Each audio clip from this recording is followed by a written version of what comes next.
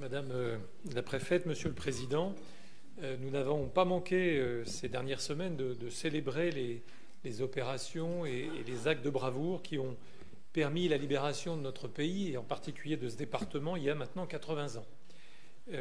C'est sans doute, je crois, l'occasion de rappeler que ceux qui ont lutté étaient, pour beaucoup d'entre eux, animés par un idéal de solidarité et de justice, qui d'ailleurs a conduit aux grandes conquêtes sociales d'après-guerre. Alors, l'histoire politique a ainsi voulu que, depuis maintenant quelques années, les départements prennent toute leur part dans la mise en œuvre de la solidarité à l'échelle locale. Et, disons-le, les voilà grandement fragilisés dans leur action, faute d'autonomie fiscale et faute aussi de juste compensation de l'État.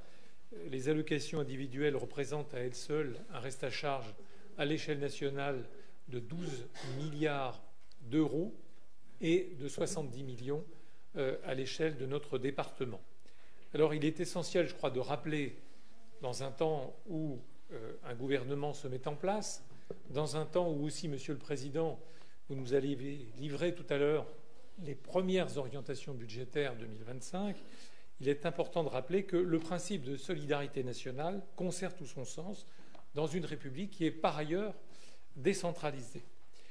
Une République dont je veux dire aussi qu'elle est adepte par certains côtés de la procrastination. Et je ne parle pas simplement de la constitution de ce gouvernement, qu'on est une illustration, ça n'est sans doute pas là le plus grave. Je voudrais dire aussi que je ne sais pas comment interpréter ce nouveau ministère du partenariat avec les territoires. Est-ce que cela signifie collaboration ou contractualisation? En tout cas, j'espère qu'il y aura respect mutuel dans cette notion de partenariat.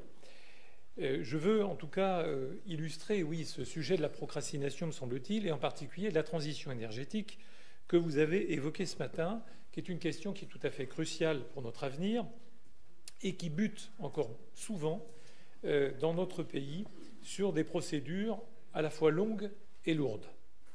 Il nous faut par exemple en France 7 à 9 ans pour réaliser un parc éolien terrestre, c'est-à-dire 3 fois plus qu'en Allemagne. Alors peut-être nous direz-vous en quoi les zones d'accélération que les collectivités ont récemment définies, eh bien, en quoi elles participent à une mise en œuvre plus rapide des projets. Je veux aussi dire quelques mots de la réindustrialisation de la France.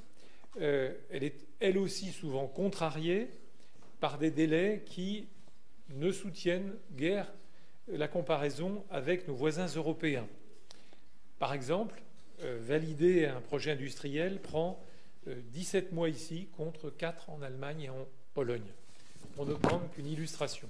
Alors, évidemment, nos territoires perdent en attractivité, alors que nous sommes tous attachés à ce plan que vous avez évoqué d'investissement France 2030. À quand, c'est ma question, donc cette nécessaire simplification? En tout cas, s'il y a un lieu où la reconquête industrielle peut s'envisager sans empreinte foncière, c'est bien celui des friches. Plus, ou plutôt près de 10 000 sites en France, plus de 100 000 hectares au total, abandonnés par le commerce ou l'industrie. C'est, il faut s'en rendre compte, presque l'équivalent des surfaces que le pays sera amené à consommer dans les 10 ans qui viennent. Le foncier existe donc, à condition, évidemment, bien souvent, de le dépolluer à grands frais. Le ratio de 1 million par hectare n'est pas rare. Alors, je parle en connaissance de cause, puisque mon intercommunalité dispose de 2 sites majeurs, 2 friches industrielles, qui exigeraient bien davantage de moyens que la collectivité n'en a.